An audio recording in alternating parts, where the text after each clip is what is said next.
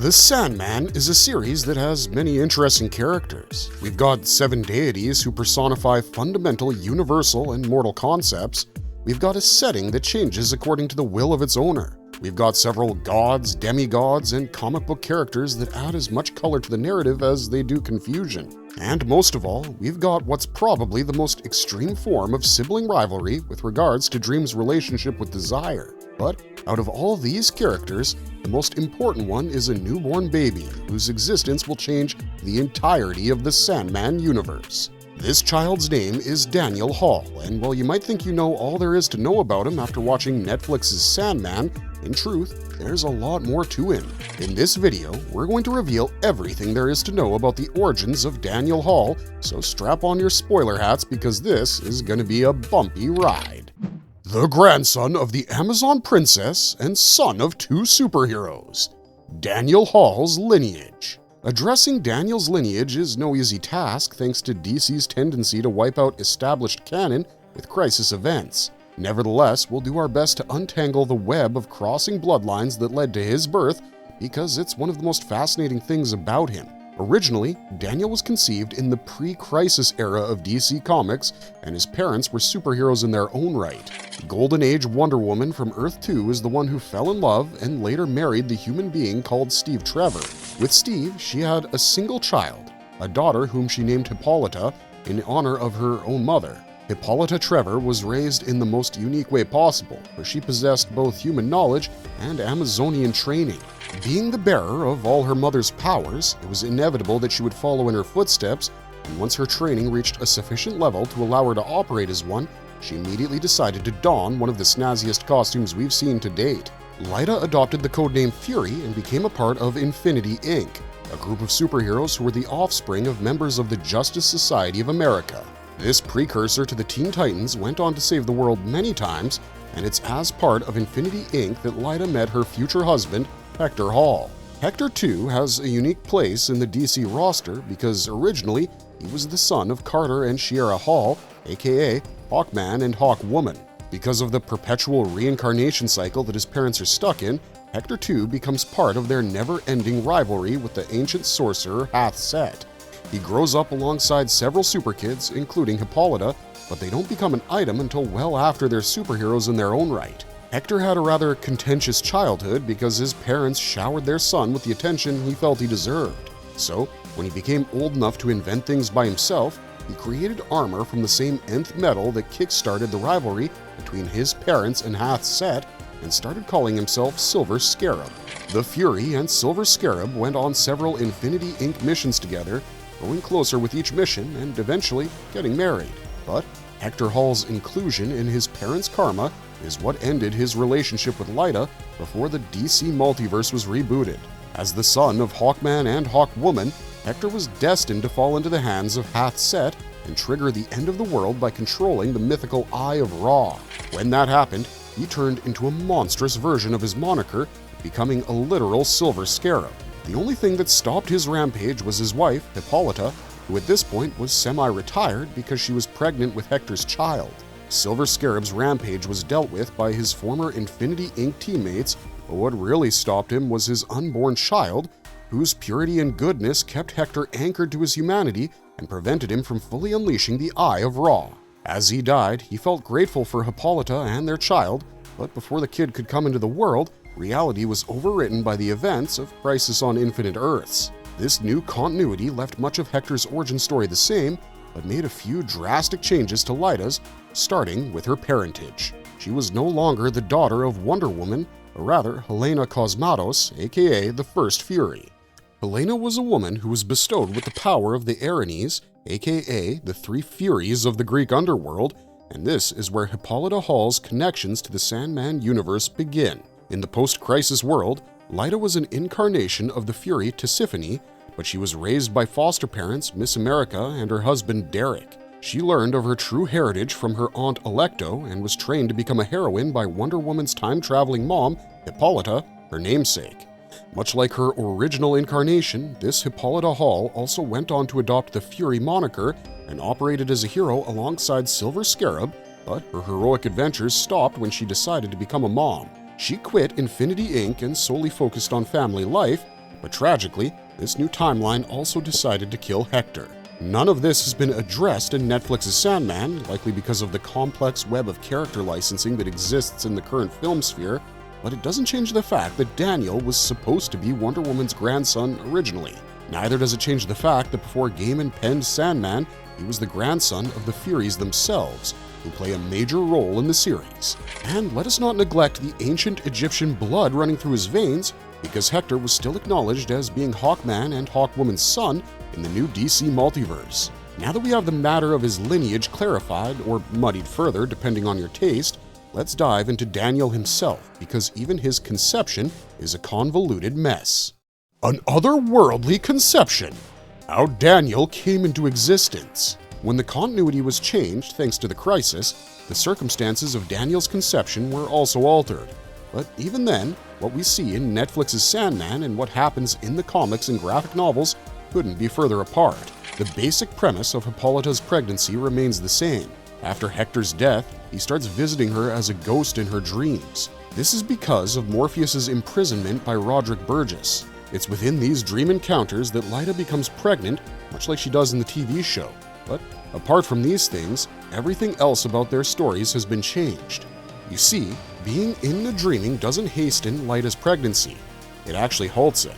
In the show, Hector visits Lyta during her sleeping hours, and when she's awake, he goes to work on creating their dream house within the dreaming. But in the comics, he's actually part of the storyline that Jed Walker was given by Netflix. It's Hector, not Jed, who becomes the imposter Sandman, and the pocket dimension within which this occurs is called the Dream Stream.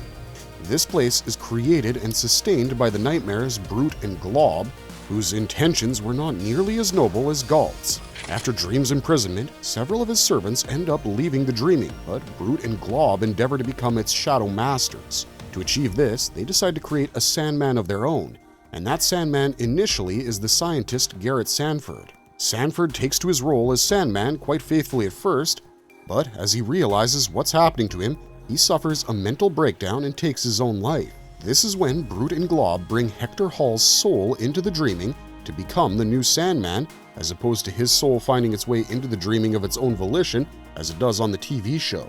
Hector impregnates Lyta within the dream stream, and miraculously, it takes hold in the waking world as well. This causes her real-world partner to abandon her, and when Hector proposes that they live together within the dreaming, Lyta accepts, seeing as she still loves him. When she goes into the dreaming, the growth of her child is halted, and for 2 years, Lyta remains in a state of pregnancy. But in the show, this isn't the case. In Netflix's Sandman, Hippolyta struggles with accepting Hector's proposal because she knows that it is against the natural order of things. Moreover, her friend Rose Walker, who's a dream vortex, has revealed to her the nature of the dreaming and the dangers associated with it. Despite all that, Lyta misses her husband so much that she can't help but give in to his request, and their collective desire to start a family makes her baby grow a lot faster than normal. The first time Lyta wakes up after accepting Hector's proposal to conceive, her baby bump isn't too big, but the next time she wakes up, it's grown massive. In fact, she's nearing her delivery time when it occurs, and all this transpires without Morpheus's knowledge, even though he's no longer trapped in Roderick Burgess's basement. It's different in the novels because there, Lyta and Hector's second marriage begins during Morpheus's absence. When the Dream Lord is finally freed, he notices that a certain section of his world has been cut off from it entirely, and upon further investigation, he comes to realize the truth of the matter.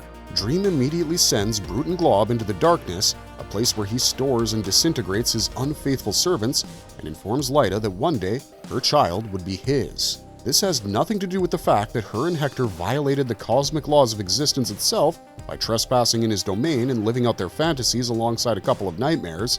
It's because Dream is cognizant of the fact that Lyta's baby was conceived in his realm, and it's therefore one of his creations. The dreaming is an extension of Dream himself. It grows and reduces based on his desires and whims, and only he is allowed to manipulate it as he sees fit. Even his servants aren't allowed to do what Brute and Glob did, so he immediately dismantles the dream state and sends Hector to the proper afterlife. But his awareness of these transgressions ends up pissing off Lyta too. That's because she has no desire to give up her son to a chalk-skinned freak, but the truth is, she has no say in the matter. Morpheus is the all-powerful Lord of the Dreaming, and whether he fathered Daniel or not has no impact on the fact that he was conceived within the dreaming. So while the show gives us a few blissful weeks of existence for Lyta and Hector, and the comics give us a couple of years of the same, in the end, the result remains unchanged. Daniel's conception occurs in the sleeping world, but he's born in the waking world and marked by the hand of destiny given his existential status. Out of respect for Lyta's wishes, Dream doesn't make a move to bring her son to his rightful place immediately. He only visits Daniel when he feels like he won't be returning from his second journey into hell, and that is to both check on him and give Hippolyta his name. That's right, folks. The Dream King is the one who names his successor, both metaphorically and literally in the TV show and in the graphic novels. And it's also him who ends up setting into motion the events that would see Daniel assume his rightful place at the end of Gaiman's run with the Sandman IP. Kidnapping and Metamorphosis. How Daniel replaced Morpheus and why. During his extremely short time on Earth, Daniel enters the dreaming just once. After hitting the 1-year mark, Daniel Hall starts dreaming, and in one of his recorded dreams, he meets the usual suspects that surround Morpheus. He sees Cain, Abel, Matthew, Gregory, Goldie, and one character who's still missing from the Netflix adaptation, Eve. Daniel ends up near the House of Secrets, and he's met first by Gregory and Matthew. Then Eve takes him into Cain's home and tells him the story of Adam's 3 relationships. While the adults in the room bicker and argue, as adults are wont to do, Daniel plays with Goldie, whom he calls Doggy on multiple occasions. And when the time arrives for his dream to end, he returns to the waking world with one of Matthew's feathers. This is the subtlest proof of his existential purpose, and the most concrete proof comes when he's kidnapped by Loki and Puck. Remember how Morpheus allowed Loki to escape persecution at Odin's hands in exchange for a favor? Well, he cashes in that favor after killing his son Orpheus because he knows he's living on borrowed time every moment hence. So, he has Loki steal Daniel from Lyta's home, but the trickster lives up to his name and doesn't reveal where he stashed the kid. To find him, Morpheus reconstitutes the Corinthian, minus his murderous tendencies, and makes him twice as loyal, and tasks him and Matthew with finding the boy and bringing him to Dream's palace. In the meantime, Lyta is visited by the Kindly Ones in their Erinese aspect because they need a vessel for their powers to destroy Dream. Dream had violated cosmic law by killing Orpheus, for no Endless is allowed to spill family blood. Seeing as Lyta was already related to them through Tisiphone, they decided that she'd be the ideal candidate to act as their agent. Whether this connection will be invoked by Netflix remains to be seen because so far, the only comic book connection they've confirmed for Lyta's character is her full name.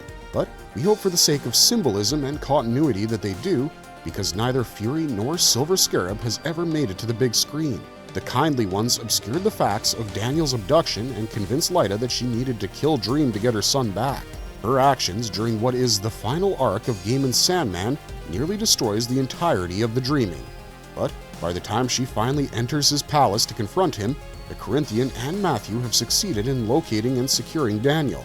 Lyta changes her mind at the last moment because she realizes she's been tricked, but at that point it's already too late. So, to make up for all the torment he indirectly caused her, Morpheus offers himself willingly to the Kindly Ones.